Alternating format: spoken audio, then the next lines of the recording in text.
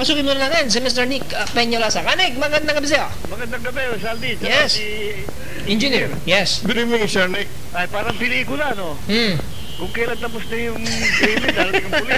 Kung tamaan, ikaw naman. Kung tamaan. Yun ang ano eh. Di ba, tama yung sinasabi ni engineer. Nakakalungkot dyan. Pero mo, kaya i-declare itong martial law, para i-cover up. Kasi, sasabihin, yan, ang guwa na kami, inuli. Kasi, ang nakakalungkot dyan, yung mga walang mga inosente.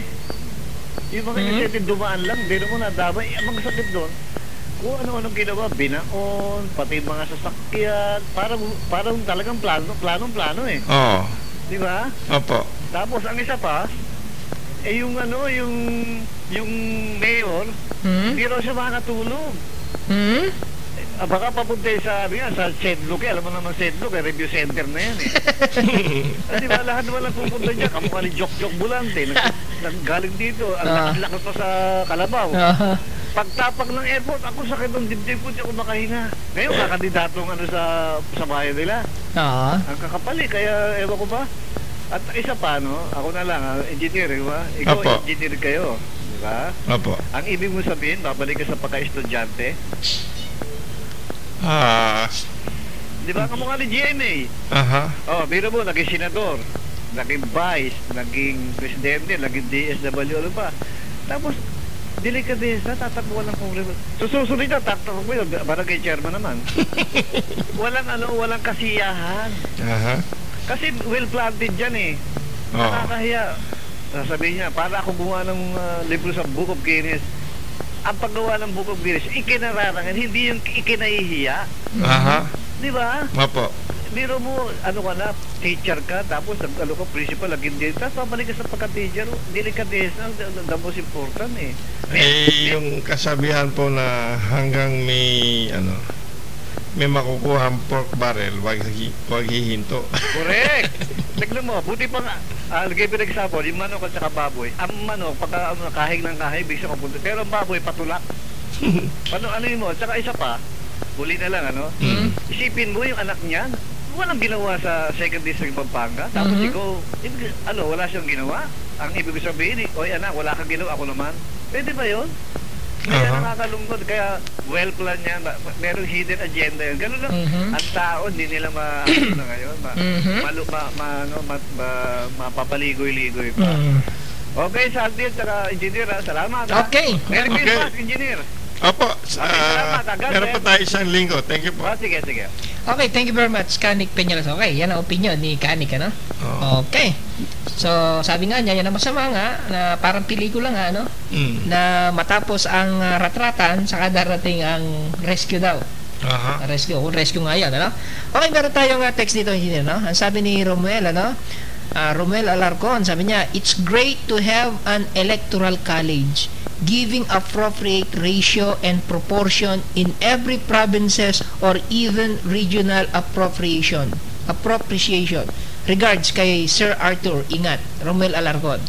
Thank you, Romel. Sabi niya, at least naintindihan niya yung electoral college. Yung nga, kasi kagaya ngayon, ilang billion yung ginastos dun sa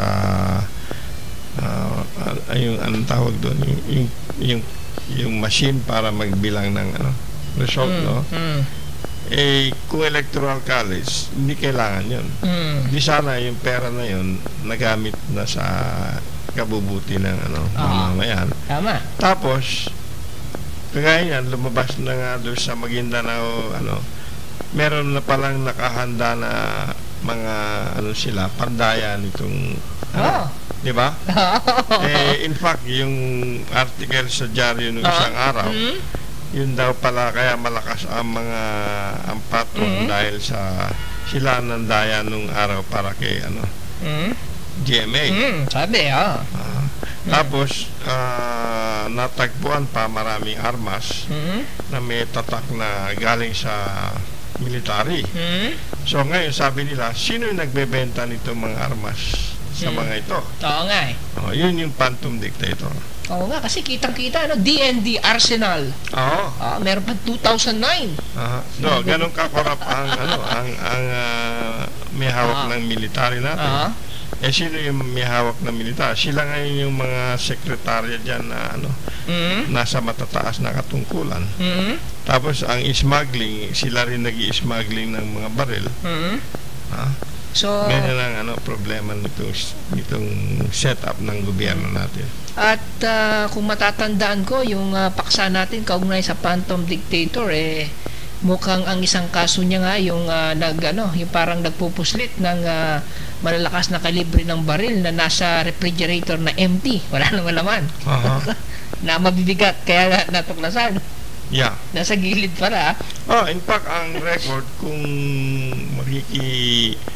makiki-cooperate sa inyo ang Coast Guard, kasi doon sa Long Beach na huli yun, papunta rito. Kaso, binigay yung kaso doon kay Phantom Dictator. So, wala nangyari.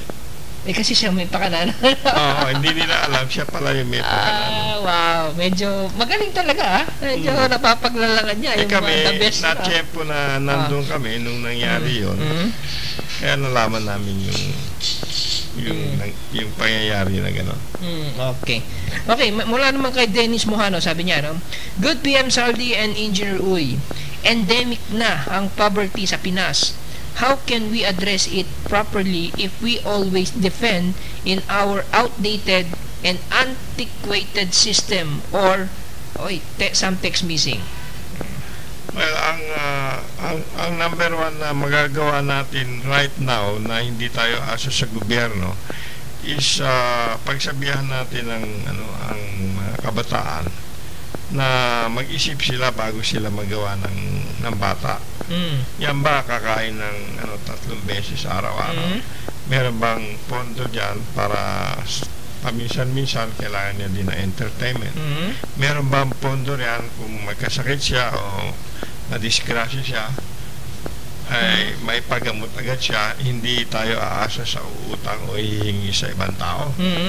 So kung masasagot nila yun sa affirmative, then magkakaroon at saka paalalahanan natin na ang mga bata na maglilimos sa kalye, yun ang pinaka-worst na human rights torture.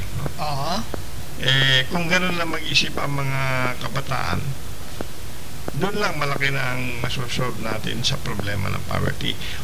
Pero kailangan pa rin natin ayusin ang constitution para yung tax money natin hindi na tatapon sa corruption.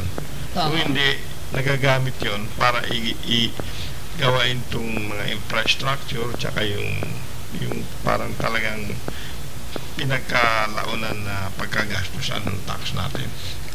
At batay sa ating sa inyong paulit-ulit na ipinupursige dito sa ating programa, so ang flaws ng ating constitution, ang siyang dahilan kung bakit ang korupsyon ay talagang tila hindi matapos-tapos.